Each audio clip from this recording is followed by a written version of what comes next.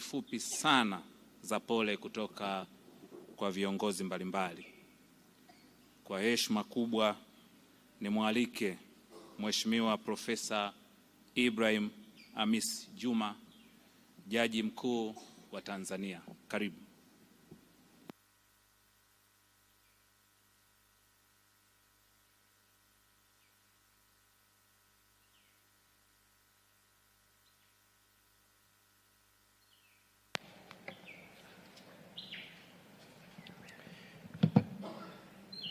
Mheshimiwa Dr. Samia Suluhu Hassan, Rais wa Jamhuri ya Muungano wa Tanzania, waheshimiwa viongozi wote ambao umetajwa kwa mujibu wa itifaki, waheshimiwa sana viongozi waliotuongoza ibada chini ya mkuu wa KKKT Dr. Malasusa, watoto, wajukuu, vitukuu, ndugu, jamaa na marafiki wa marehemu kiongozi wetu, mimi nasimama hapa kwa niaba ya Mahakama ya Tanzania kuleta salamu za faraja kwako Mheshimiwa Rais, vile vile ndugu na jamaa wa marehemu. Sisi mahakama, tangu tulipopata habari hizi ulivyotangaza kifo cha kiongozi wetu, tumekuwa katika hali ya kujifunza. Kuna mambo mengi sana ambayo yamesemwa kuhusu marehemu, mengi ambayo tulikuwa hatujayasoma sehemu yoyote. Kuna mwanafalsafa mmoja anaitwa Albert Einstein, yeye alikuwa mwanafizikia. Aliwahi kusema kwamba maisha ya binadamu ni udadisi. Tunatakiwa kudadisi kila kitu kinachofanyika. Na tulivyoingia katika kanisa hili, wengi tulidadisi ujenzi ulivyokuwa, paa lilivyokuwa, na kama kuna uwezekano wa kwenda juu zaidi. Nimeona kama kuna matoleo juu, ili mradi tu sisi binadamu kazi yetu ni udadisi.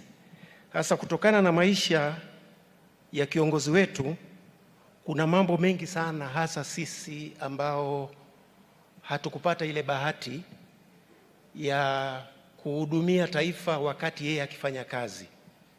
Kwa hiyo tunategemea sana simulizi kutoka kwa contemporaries wake ambao wanazidi kupungua, na vile vile kusoma yale ambayo yameandikwa. Sasa katika kusikiliza, nimekuja kugundua kwamba mzee Cleopa David Msuya alitegemewa sana sana na baba wa taifa, na vile vile rais wa awamu ya pili mzee Ali Hassan Mwinyi.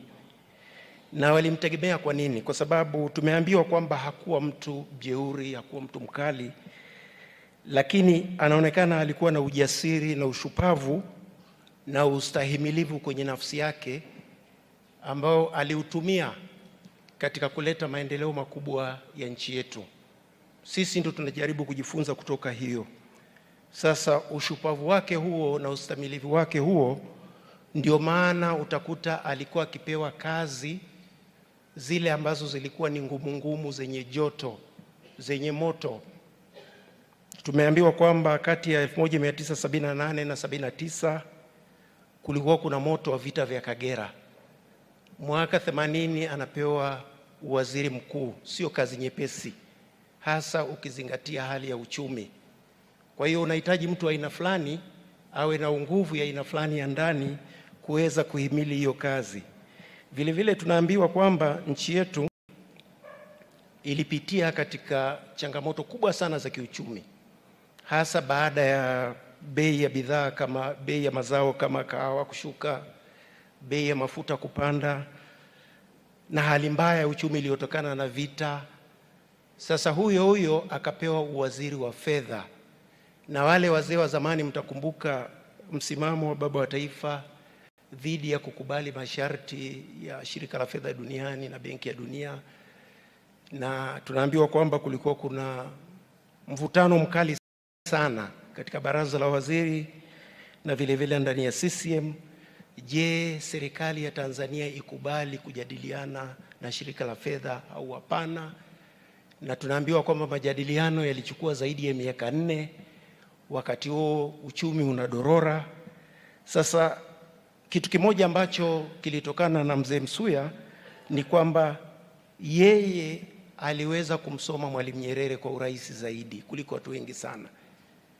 Aliweza kumsoma kwamba Mwalimu Nyerere alikuwa amekubali kwamba wakati umefika wa majadiliano na Benki ya Dunia, ingawa wengi walikuwa bado wanataka tuwe na ule msimamo mkali, na ndio maana akampa kazi ya kuongoza majadiliano, na kama asingependa majadiliano angeweza kumpa kiongozi mwingine yeyote aweze kuongoza majadiliano.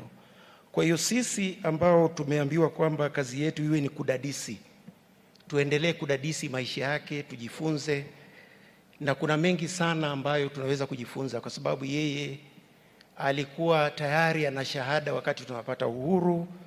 Ameona siasa ya ujamaa na kujitegemea, ameona maboresho, mabadiliko ya kiuchumi, na ameona hali ya sasa ambayo anazungumzia teknolojia. Chuo Kikuu cha Mwanga kitumie teknolojia. Kwa hiyo unaweza kumuona ni mtu ambaye hakuwa rigid kwamba mjamaa, na alisimamia sana sekta binafsi na uwekezaji. Kwa hiyo hayo ni maeneo ambayo sisi tutaendelea kumkumbuka. Nimalizie kwa kusema kwamba tunamshukuru Mwenyezi Mungu kwa maisha ya Cleopa.